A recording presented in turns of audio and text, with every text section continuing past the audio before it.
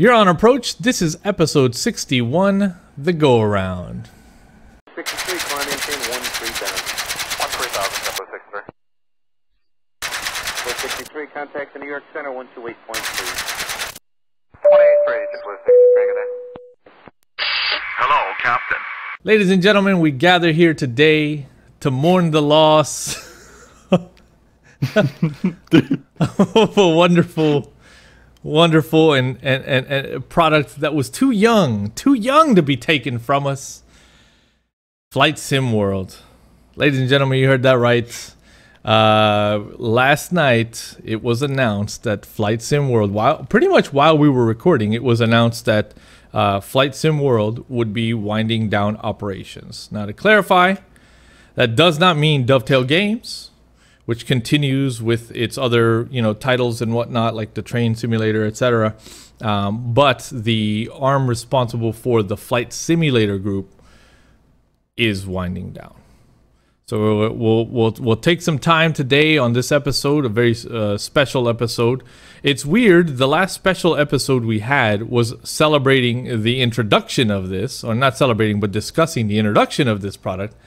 And now a special episode discussing the demise of this product, or the death of this product, the end of this product. Here we go. Flight Sim World closing down. This one posted by Henry Stitt. RIP, he says, followed by an announcement posted on the Steam groups by DTG Chris. It is with great sadness that we announce the future closure of Flight Sim World.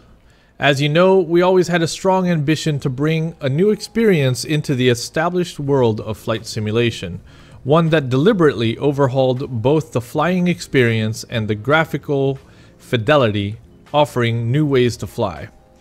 Unfortunately, after many detailed discussions, we regrettably don't see a clear direction that will allow us to keep to the development time we want, alongside the player numbers we need.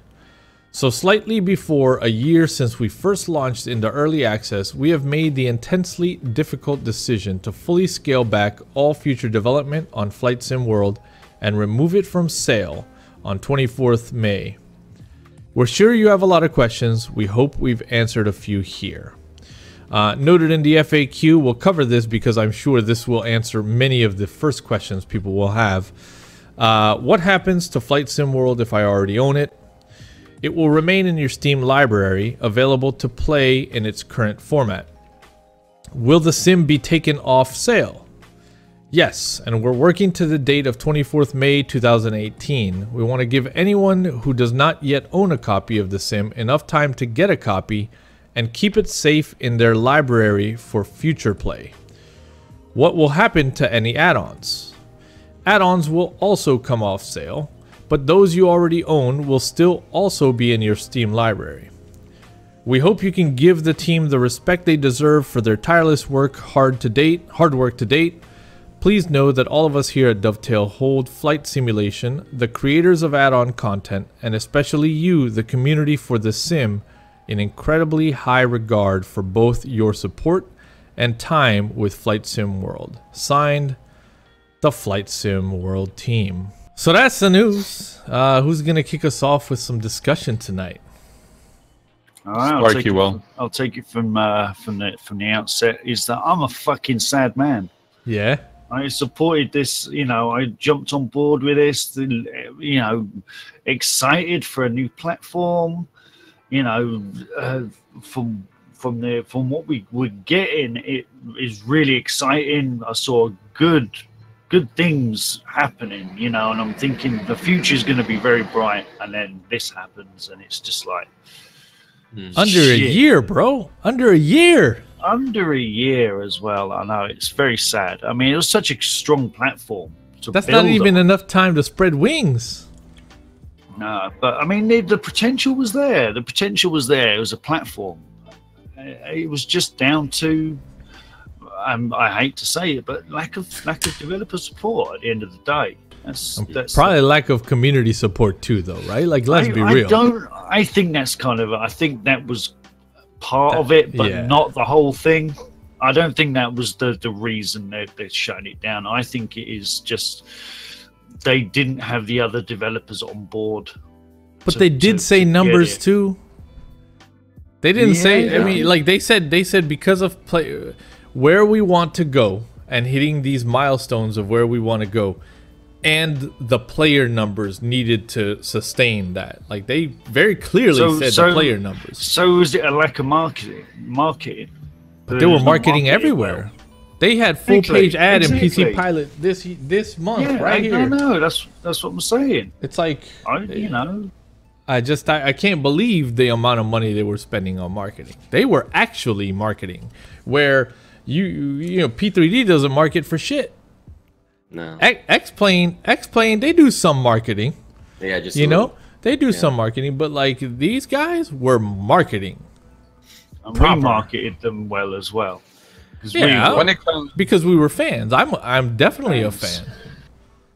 Because when it comes, you can go. I was gonna say really quick on the numbers thing. You know, you're talking about basically the metrics and whatever it is that they're using and looking at as the basis for things. I feel that for them to use Steam as a metric was a bad idea. If that's the only metric that they used, if anything, they could have maybe indicated, hey, you know, we're gonna put some polls out on our website. Please stop by. We would like to get your thoughts and opinions and all that. I think that probably would have helped. If you use the Steam alone as a metric, I think that's a bad idea because you're not really going to really encapsulate all the people who would be using the program, testing the program. Steam, sure, it's used by a lot of people, but let's be honest, that the Steam usage is basically pre-teens, teens, and you know, maybe a lot in their 20s. Now, granted, I'm nowhere close to my 20s, and I'm not in my 30s. Yeah, I'm in my 40s. But you like to say you have a big library. Yeah, and yeah. The other thing they probably didn't take into account is this was early access, and a lot of people are going to hold it out until it's developed before they purchase it. A really good point. A really good point. I mean, we have people in our Discord that don't bite anything early access. They don't buy it, and you're right about that. You're right about that. I think the Steam metrics they do still have a value, I believe. Yes, because it gives a good impression on who uses the software and the amount of people, the amount of interest in a platform, and I believe you find out really quickly if it's going to work or not. I had to look at the statistics as well, and I have more concurrent users on Chaseplane than they had on Flight Sim World, like constant, right? The numbers were really, really, really low for but that's for apples what the to platform oranges, it was, right? Like that's not probably the best comparison.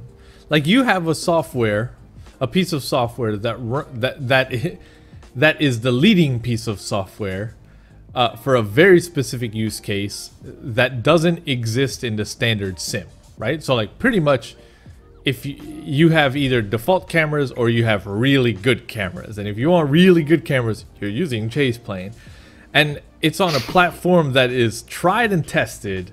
And then you have the comparison being Flight Sim World. Let's not say new kids on the block, right? Because they're not new kids on the block. They've been in the game. They've been in gaming for a long time. They've had they've had hold of the FSX Steam realm, so they're not necessarily new to the game. But what they were trying to build was new in our bubble, completely new. Yeah, but it's a lot of the. It takes a long time to build that. It does. Yes, it does. And it's hard getting into this community. It's really, really hard. And if you're setting yourself up, I hate that. If you're setting yourself up to be one of the big kids, it's a good old boys club, bro. Yeah, but if you're into rival against P3D and X-Plane, you have a lot of work to do. Like a lot of work to do. But I feel like that's the problem.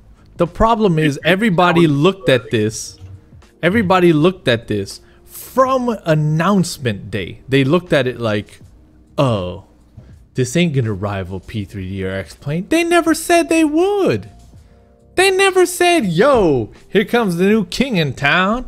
I'm the biggest, I'm the baddest, I'm gonna knock y'all out. No, they very cautiously came in and were like, we're early access, we're gonna be opening this up, it's 64-bit, there's cool things coming, but there's a long roadmap to that. But little by little, they started introducing things. They never came out and said, we're going to compare to these two. However, the community did make it seem like that. The community did make it seem like it was constantly a comparison. It was like when I would recommend to people in stream a new guy, completely new guy on Twitch, checking out the chill out streams, and here we are, and he somehow finds Flight Sim, and they're like, dude, you guys play some badass music in here, and like, what's this flying thing? Can you like fly anywhere? Yeah. Well, how can I get that, man? What game is that? Never touched Flight Sim ever. When I recommend Flight Sim World to these guys, because of multiple reasons, it's easy to install, it's easy to access, and it's easy on the wallet.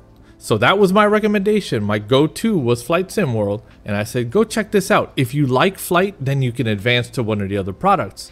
If you don't, you're out like 20 bucks, bro. No big deal. I would recommend it. And oh my fucking god, the chat would blow up with people be like, nah, man, get on the X-Plane, man. Get on the P3D, man. No, you can't say that to somebody that's new. You can't. They're not going to get on the X-Plane. I can't possibly recommend. That's like saying, yo, bro, here's the keys to my Ferrari. Go learn to drive. No, man. It's inevitable, though. It was going to happen whether if you're streaming or whatever your platform and you're talking about it, it comes up. It's going to happen. Unfortunately, the chat, no matter whatever platform you're using to stream your content, the chat is going to start saying all these things. Now, the host or whomever streaming is going to indicate, you know, Flight Sim World, because you know, it had a low price point. It was something new and fresh. Just like the flight simulator thing that, you know, was out there. It was a low price point, and to get people hooked into it. Microsoft Flight. Microsoft, yeah. So that was going to happen, but with this, the rabid X-planers and the rabid FSX P3D types, of course, they're going to come in, and there's going to be those who are going to shit on it, period. And sadly, those are the detractors, and those are the things that newbies look at, and then they don't know what to do. So they don't mess with it. Their first live streams, they did good. Right? Over this span of a year, their live streams went from, and you'll remember in our first go around, we demolished their first live stream, and it was like, man, they should have had Amy on there. Like, it was just, man, they need to change that all up, and we gave some pretty straightforward feedback. But over this year, they progressed to where I remember the first streams completely filled with toxicity in the chat. Everyone in there flying the P3D and X-Plane flags, saying, y'all gonna fail, what are you doing? This looks like shit, you guys don't know what you're doing, we're gonna fuck it up like train sim, y'all gonna wreck this. Like, all the haters were in there. Eventually, they started weeding out, until the most recent stream, which I caught just a few weeks back, and I actually won something in stream, and they mailed it to me, a nice remove before flight lanyard. And like, those last streams, production value was up. All of a sudden, they're using a nice backdrop, and their microphones are well tuned, and the production value is that you can hear the sim and the people, unlike the early ones where like you could only hear the people. I mean, like, and the chat was mostly positive. Yeah. So they had started to weed people out already, and you started to see this like this hype form around it. And I think that Chris, you know, I think it was every 2 weeks he would get the Piper Cubs out, and he'd do a kind of a cub club. He'd invite people in to come and fly with him. So when we first met Chris, Chris, we're the guys from On Approach, man. How's it going? Good to meet you. Hope we didn't hurt your feelings too much about the podcast. I mean, we literally walked up to him like that, and he was like, "No, man, it's all good." Blah blah blah, and he was like, like I'm new to this, and he's like, I don't know flight sim, and like this is all new to me, right? So like for this cat, this is just a new job. This was a new job, and he started, and he's probably passionate about it, probably loved flight, but you could see that from the first stream where we pretty much shit on it to the last streams, my man was flying. Did he do that by learning on P3D or X-Plane? Nah, man, he was using that product and pretty much that product alone probably, and over that span of time he found some joy in it, and he was flying now. And sure, he had his funny moments, but shit, even Sparks crashes. You know, like, and Sparks has been flying for decades. But like, you know, this product, it had a spark. It had something, but obviously, it had also kind of a dark side. Some reason for it to fail. Do you think they knocked the nail on the head too early? Do you think they pulled the plug too early? No. Yes. I think so, and really I think it was too early. You were talking about numbers earlier, and this is Steam Analytics. So as we're speaking, 344 people are using X-Plane 11, 22 using X-Plane 10. Keep in mind that does not count people who have downloaded and bought it from other avenues. So there's that. Now it's 30-day average. For 11, 633, X-Plane 10, 33. Now this is off Steam. Now, Flight Sim World, as we speak, 16 players, 30-day average, 51. Now, if they were talking about numbers, this, that, and the other, if this was your sole metric, and if this was a huge piece of your pie, on as a metric, as a gauge to whether to continue or not, I don't think that was the best move. I don't think so. You know, remember, like it was said earlier, your software was in an alpha beta state, and not everybody is going to use it all the time. They're going to try it, of course. Let's see what's going on with this new upcoming flight sim. Okay, cool, not bad. Now, I'm going to set it off on the side, and I'm going to wait. I'm going to give it a few months. Then I'm going to revisit it. Okay, there's definitely more progress. Sweet. Now I'm going to set it off to the side. I think that's what the bulk of the people who were looking at this were doing. I was one of them. Absolutely. Yeah. I was one of them. And, me too. You know, every time I revisited, I was like, there's some nice progression here. I'm liking this. I'm liking that. Things that I was speaking about, if you guys out there from Dovetail remember some of the things I was saying, I was seeing, I'm like, okay, cool. Water effects are working. You know, I'm messing around in the Meridian because I really like that particular plane. And I loved the way it looked. It felt, the inside and outside planes were legit. Great. Yeah, I was really impressed with that. Modeled. Yeah. Really impressed with that. You know, and I was liking what I was seeing in the DLC about these missions and all these little things. That was something I liked from FSX in previous. I loved that. I loved bringing those old school missions back. Those were really fun, you know, and that was something I miss even now. I know P3D, we can't do it because it's not entertainment. But I miss those things. And developers out there, if you're seeing this, please do that. Please make some of those cool little things. But getting back, if this was your sole metric, I think it was a bad idea. I really feel that you should have canvassed more, some polls, you know, maybe some of your streams, you know, really just for an hour and just really sit and, you know, kind of like what we're doing, sitting back, you know, use a stream like you're sitting in a large room at this round table and people at the chairs are your viewers. And if you could rein it in and get the chat to really work with you on this, really have a a really good discussion about, okay, guys, it's been X amount of months. What are you thinking right now? We want honest feedback. Let's keep it nice and tight and very mature here, because we want to hear from you. We want to make this right for you. We're passionate. You're passionate. Let's work this through. But do you think that would have been great? Do you think that they were? Do you think that they were not listening to the community? I mean, think about it this way: what did we as simmers cry about probably the most? Let's get some rain on the windshield. What did they do? Over time, they delivered rain on the windshield. What else did we cry about? We need better fucking weather. These clouds suck. What'd they do? True sky. Some bomb ass clouds. That any still shot in that sim looks money. Right. Absolutely. You can't even argue that. It looks money. Yeah. I can't count the number of times that somebody would troll on the P3D groups in Facebook and post a Flight Sim World photo, and then people go, "Oh, what's your PTA? Oh, what's your settings? Oh, what's your PTA?" Flight Sim World. Right. Ooh. Yeah.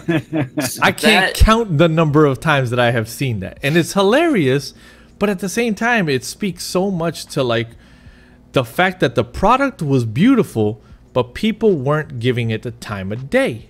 It's like the pretty girl that nobody's talking to. Why is nobody talking to the pretty girl, man? What's wrong with her? She stink? It was sad. Does she stink? Yeah. It was just because, and I've said this before, when I have streamed and we've been together when we streamed, we are living in the fast food world, and this generation they just do not want to wait. And I know a lot of the viewers are probably much younger than me, and I'm sorry, that's just the way it is. No one wants to wait anymore. You want all these things. Well, these things take time. And unfortunately, whatever was looming above the folks who are working on this sim, they were probably like, you don't have a lot, of time. You need to press.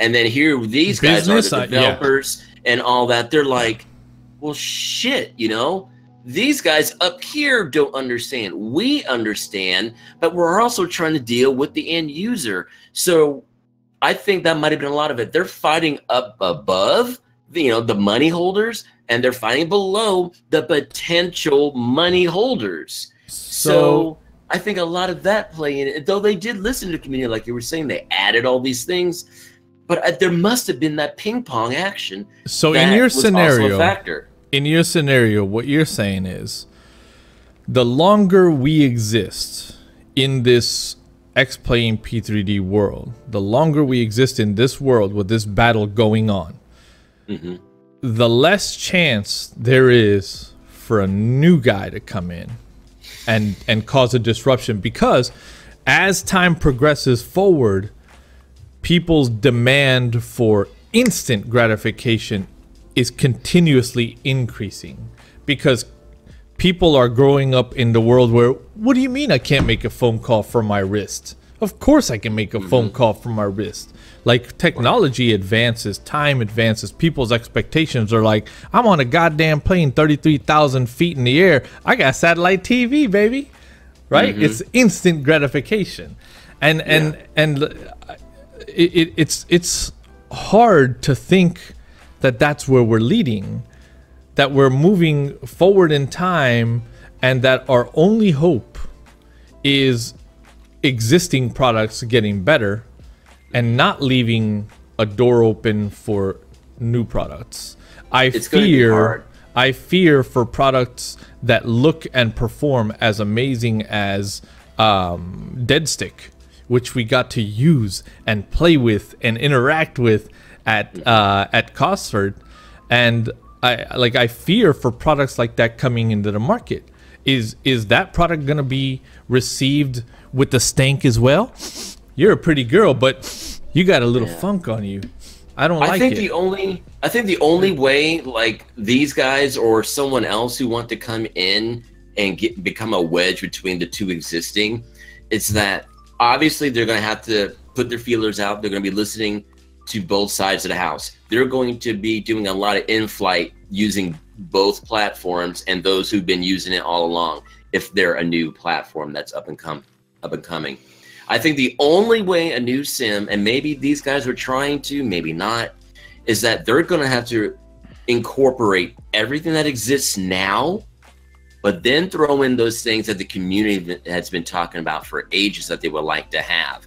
That to me is the only way a new sim is going to be able to go, right, we're here. That's the only way I think it's going to happen. They're going to have both from both platforms and more. Those community wants and wishes and needs. And that's the only way a new sim's going to get their foot to the door. That way, when we all see it, it's going to be like, holy shit. They have everything and then some. This is something to watch out for. This could have been that. And I really do believe it was going to be that. Again, it just comes down to what was looming up above. You know, they were definitely listening to us down here. Yeah. We're waving our monies. They were listening. And they were delivering. Up here, yeah. Something up here I believe also drove this. So Kevin, I have a question for you. Go ahead. Yeah. I think there are two big reasons why Flight Sim World has stopped working. Literally. I Not think until the 24th. There's the I think the business plan that they had, and also the fact that it's ESP. Because I'm seeing something very strange happening right now, where at Cosford, the presentation with Deadstick had a freaking standing ovation, and I Dovetail did not have that, and well, I think part of it. Yeah, there's that, but even though, can you imagine Deadstick being based on ESP? It would not have been the same, because people know the pitfalls of ESP, and they're gonna pick on those they will want those things fixed, and that's what we've seen with Flight Sim World, and people are not satisfied because to them it's like a rebadged FSX. So right, this is where my question goes to you. Continuing to kind of draw this line between just two new products entering the market, if you will. Do you think that Flight Sim World literally had no hope because the two camps, let's call the two camps, X-Plane and P3D, looked at them like in a defensive fashion? Like, you can't possibly do what we already have. And until you prove yourselves, you're just shit. Do you think that it was a defensive maneuver by the community to not let them in because they were not delivering yet everything that we wanted? Because like you said, we as simmers know all the pitfalls. We know all the points where ESP platform just falls on its face. Because we know these guys at Dovetail weren't exactly re-innovating something, because we knew what they were based on. It was just kind of a defensive maneuver by the community. Yeah, I think we can look at this like the smartphone market and the ecosystem issue that we have right now with Android, iOS, and other systems like this. The walls of the garden keeps going up and up, and when you look on the other side, you're like, oh, it's beautiful, but there's something retaining me, and those are my add-ons, right? And that takes years and decades to build. Look at what we have on P3D. That's over 10 years of, even 20 years if we're talking about experience for developers. That's a long ass time, and ESP has that background of experience. Now the problem is that most developers did not jump ship because of a bigger issue. That was the business model of Flight Sim World. We've had a lot of questions at the beginning because it was unclear in their statement, but it was leading us to believe that all of add-ons were to be distributed through Steam. And that created a lot of issues for developers, including myself. I've been in talks with a lot of developers throughout this year, and the 60% commission was just not an option. No, it was that's just ridiculous. not an option. Yeah. And we made some calculations as well, and I'm pedaling back a little bit here. I believe this is the model that they had all along when they outbid the group that tried to build to buy the Microsoft flight sim code from Microsoft back then. They got outbid by Dovetail, and I believe Dovetail had that business model in mind since the beginning. And now the issue with this is that we've had this community for multiple decades. Developers popping left and right, distributing their own products on their own terms with a reasonable price that was going all back into development. Now, with the Dovetail model, what would have happened is we'd have a $20 sim with $300, $400, and even more than that, $600, $700 airplanes. Oh, so you're saying there was hope that PMDG would be developing? Ho ho! Dude, if PMDG was to jump on board, one day we'll have a Steam $600 aircraft. I'm telling you, you'll see. It would be. And it's not a viable business model. I would not want that. No, and that's where they were going. Yeah, well, that's where Dovetail. That's where they were heading with their business model. I don't think they grasped the entire scale of the thing that we have right now. And I think we are one of the last community that has not made that switch to a unified distribution platform like Steam. Mm-hmm. And I think we'll remain that way for a long time because the complexity of our communities and the products that are offered in there, I don't think it fits that model very well. But I do agree, though, that a product at that price range is essential to bring people in. Well, it's because it's my opinion that this model continues to survive in Flight Sim because Flight Sim is so small and so niche and so irrelevant in the grand sphere of gaming. The gaming world. It's so irrelevant that like developers are like street hustlers. Like, now hear me out, right? Hear me out.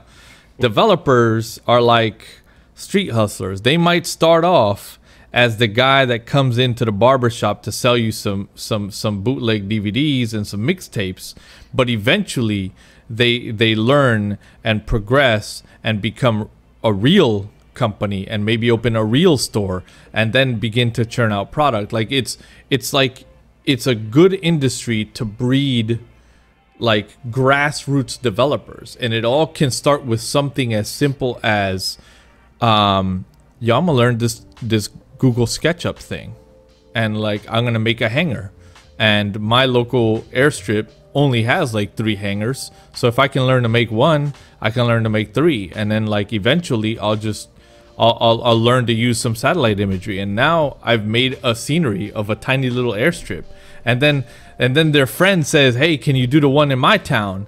And then they learn and they get bigger and better. And like our industry, Flight Sim, lands itself very well to breeding new developers in that way, where almost no other industry can do that. Like the Steam Workshop, right? I guess would be the only other kind of formula that can work that way. But again, we're getting into the Steam ball. But in Flight Sim, organically, people can learn to build one hangar, clone them, stretch them, reskin them different colors, and you've got an airport. And now you're developing, like you're starting something, and it's kind of cool. Like, and I understand why we're protective of it. Like, I get it. I get why we would be reluctant to go into a deal like the one that Dovetail was trying to form for everyone. Developers deserve to be recognized and compensated for their work as directly as possible, because there already is hardly no money in it. Like, they're really, I mean, again, how irrelevant Flight Sim is in the world of gaming. You know, when we talk about gamers now, they're on CNN. You know, gaming is on cable television. You know, we've got entire coliseums filled with gamers. That doesn't happen for Flight Sim. Like, No. you know, it never will, right? Like, so we're not necessarily in this enormous ecosystem of gaming. We're just a small little speck on that. Yeah, I mean, And so- Noodle's all about his metrics. I mean, I'm sure if he fired up Twitch now, and he looked at the most popular game on Twitch, and how many viewers they've got compared to Flight Sim. Well, I always use this analogy, right? I always said it's Wednesday. It's Wednesday at the moment, and there's probably I'm guessing about 30 people watching. well, yeah, you literally could have more people watching one Minecraft streamer than 100% of the people watching all the 3 different Flight Sim name games. Like, Exactly. it's ridiculous how small the spec is. So There's 88. 88. There's 88 people at this moment. So, like, I get it, you know, like, of those 88, how many did you say were on? There were 16 playing Dovetail's Flight Simulator right now. See, that's not a bad metric. Like, you know, of the general interest in Flight Sim at this moment. But one of the things that we've seen, Kevin, at previous shows also is, and it has to be accounted for, the old guard, right? The old guard that doesn't do the online flying, that sits at their desk, maybe with a cigar, Their sim pits and their big sim pits. their big sim pits, and they don't want online activation for shit because they don't want to fucking touch online. They just get in and they fly. Yeah. And like, this old guard still exists, and they make up the majority of the Flight Sim bubble. And they're still on 2004. All the people that we like to think of as known, They're still on 2014 and FS9. Yeah, those are the real those are big the dogs. hardest. Those Yes. are the 1% of flight simmers who have gone above and beyond, when they turn a room into their home into a sim, which I plan on doing. But those are the guys I feel that you may want to reach out and touch to as well if you're talking about developing a new sim and whatnot. It's like, hey, you know, we're thinking about doing this. If we were to do this and you're in that 1%, and there's a great many of you out there, what would you want? You know, would it be integration with all the hardware that you use? I'm sure that would be key. You know, a lower overhead so you can run multiple screens, you know, and all that. I'm sure that would be a point. So, I mean, there's so many things that an existing sim or a new sim would have to look at.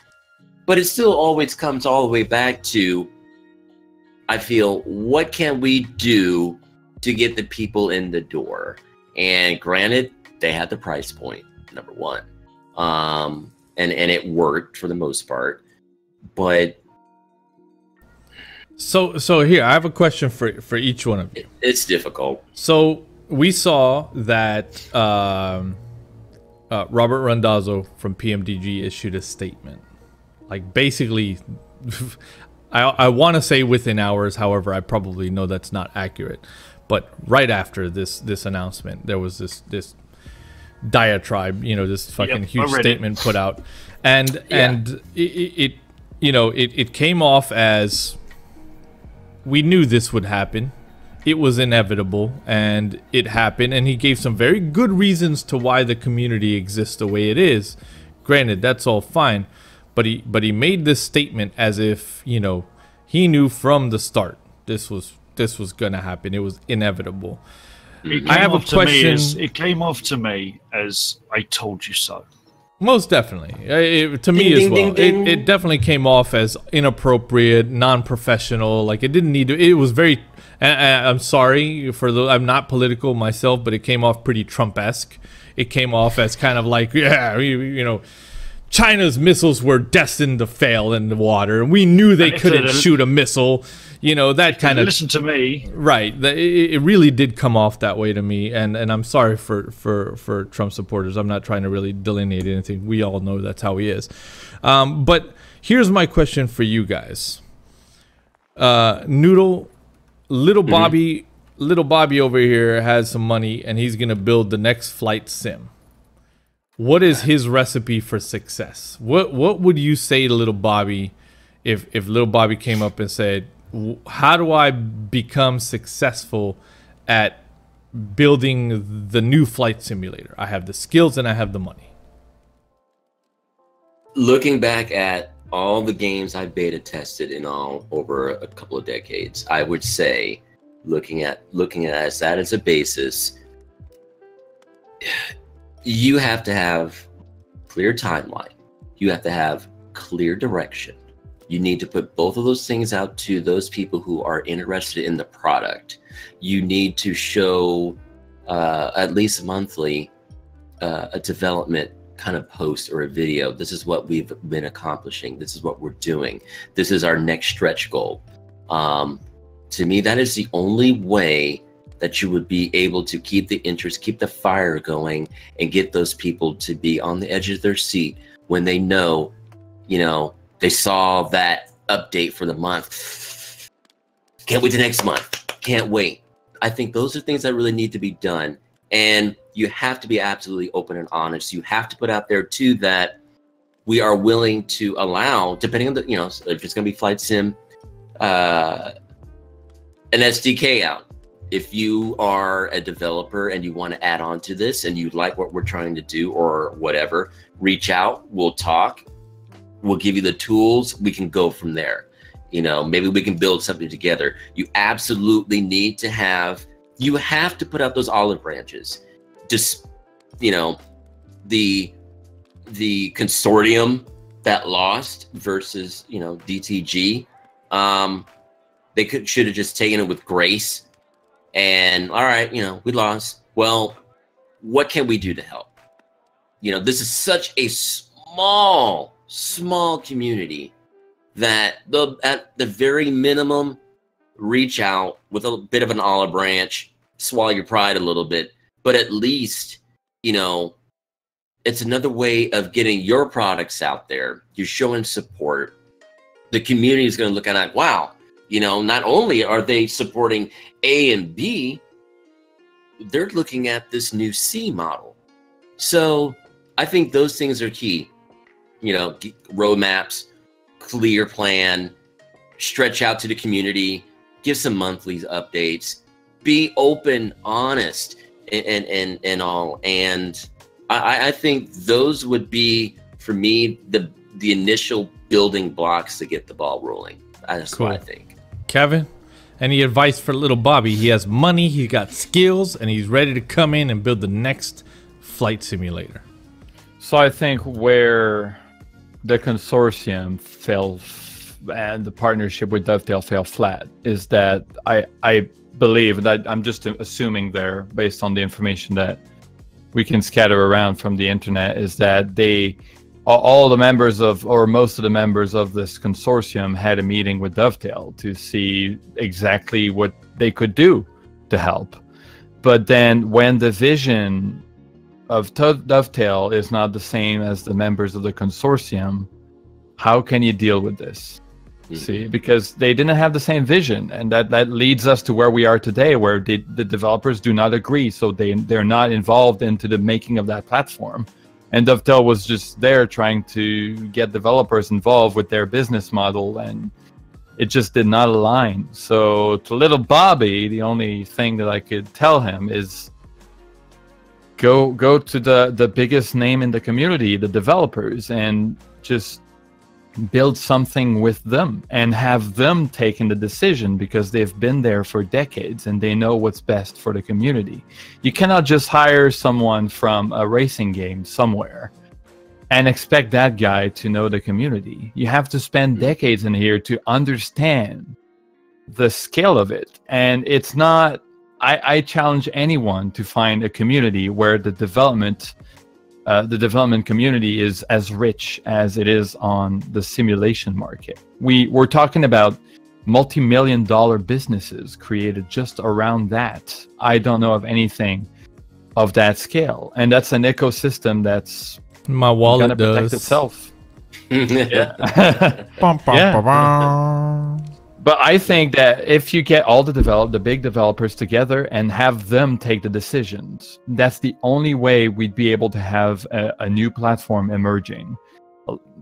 Even Microsoft tried and failed. If Microsoft, the people who made who created the franchise, who created the genre, is not able to keep going with the concept. Good advice for little took Bobby. it. Yeah. We took it. Yeah. Mr. Sparks, any advice for little Bobby? He's got cash. He's got skills. He's gonna build the next flight simulator. Yeah, I would say I'm going to mirror what Noodle said for a start, because yeah, you do need a clear roadmap for any product you're building. But also get a great team around you. Dovetail had a great team. You know, Amy and Chris and Mr. Hood. Mr. Hood, if you're going to do stand up in front of crowds, please, a bit more personality. Yeah. Yeah, you know, they have a great team, but I don't know what it is, whether it's lack of drive or it was just the community beating down on them. Ignore, you know, I'm not saying ignore the community, but ignore the naysayers, the people who say it's going to fail, the people who say you can't do this properly. Ignore them and plow forward and say fuck you when it's finished. Yeah, I think. Well, I think hold on. Go ahead. My little comment on this: the issue. Sparky's went full blurry. The issue is when you have bad comments like this. This community has a lot of big influencers, and when those influencers decide that the game just isn't worth it and they destroy it, that affects the platform. So you cannot just ignore those people. You have to please those people or find a way that the influencers are on your side. I get your point, but also you've got to be able to, at the end of the day, when a product is there and it's finished, you can turn around to them and say, ha, I got you. Yeah. Or you can just follow the Lockheed Martin model and just not listen to anyone. Just not listen to anybody. now, it was Austin Myers that said, "We don't care what you think." Yeah. Yeah, it was him. It's a good motto as well, to a certain extent, right? So I feel like what Sparky mentioned, kind of, you're going to have this initial group of kind of hate that comes towards you as soon as something new blossoms up. I envision this like an asteroid belt, you know, surrounding a planet, and it's just fucking big boulders of hate. And if you can survive that ring, then it's, you know, the next battle is like entry into the atmosphere of this new planet. And if you can survive that ring, and that's going to bring the heat, right? The heat from like the people and the developers. Like if you can survive that, then set yourself up for landing, right? Like position your company just right. I honestly feel like if Flight Sim World wasn't called Flight Sim World and instead it was called something like A Taste of Flight, I think that it probably would have been more successful. As stupid as that sounds, think about that for a moment, right? In people's minds, it wouldn't have felt so competitive. It wouldn't have felt like, oh, they're trying to dethrone my X-Plane. That'll never happen. Look at my ortho, hey! Or like, no way they'll ever compete with my P3D add-ons. No, it wouldn't have had that mindset. People would have understood that this is a taste of flight, man. That's all. This is an entry level. Now, if it built up beyond that over time, cool. But I feel like perhaps if it was even rebranded in that way, that it probably would have still been around. You know, keep it entry level rather than a complex sim. Humble. Yeah? Be humble, little Bobby. Be humble when you roll into the market, because it's gonna be tough. And maybe you can dodge that asteroid belt by just staying low. Dead stick. Yeah. Perfect example. A good example. They will succeed. And he's staying low until that product is done, and just there it is. You know, it's some good advice here, guys. I appreciate your time. You know, getting together. I think it's important that, you know, when we have topics like this, we're able to get together and kind of spew out every thought that we have, because we'll never get a chance to talk about this again. You know, it's the end. It's the end for Flight Sim World. A product that I recommended to all new aviation enthusiasts. Unfortunately, in my mind, I was like, oh, I could still recommend it. It just won't be supported. But no, after the 24th, it won't be in the store anymore. So, you know, I can't make that as a recommendation anymore. Well, I could, if I could say, Dovetail, If you happen to have an entertainment license in your hand, I know a few developers who'd take it. Well, I'm pretty say sure to some Dovetail, developers very would true. be happy to take Well, it out. Do you know what I'm going to say to Dovetail? I'd say bring the team back around the table, get them back in the conference room, work out what you can do, what you can't do, and let's go around. Bring it back. Here's what I'd like to say to Absolutely. Dovetail. I'm really lazy with making artwork. I would like to buy your achievement badges artwork. Thank you. Because they made some really nice ones, and there were lots of. There were like 75 achievement badges, and I like those icons. They're really nice. And I would like to say, if you could, you know, those developers and anybody out there who were working with you, whatever technology, software, you know, things that you did, like the rain effects and those, you know, Put help people out in the community touch. a little bit. Yeah, put people you know? in touch. Talk to people, Reach out to talk devs. people. Yeah, see if there's some people that you worked with that are still developing. Exactly, reach out to those people, you know, and see if you can't work to something together to incorporate those things, you know, out there. I think that would be great. Don't let your efforts just fade away. You know, at least if anything, give back what you can. You know, I understand this is a huge heartbreak for everybody on the team, but give back what you can. At least that way, you know, we weren't able to, but you are still using things that we did do. And I would love to meet any and all of you at the con here in Vegas and to have a beer. There you go. Sky 5 guys, thank you for your time.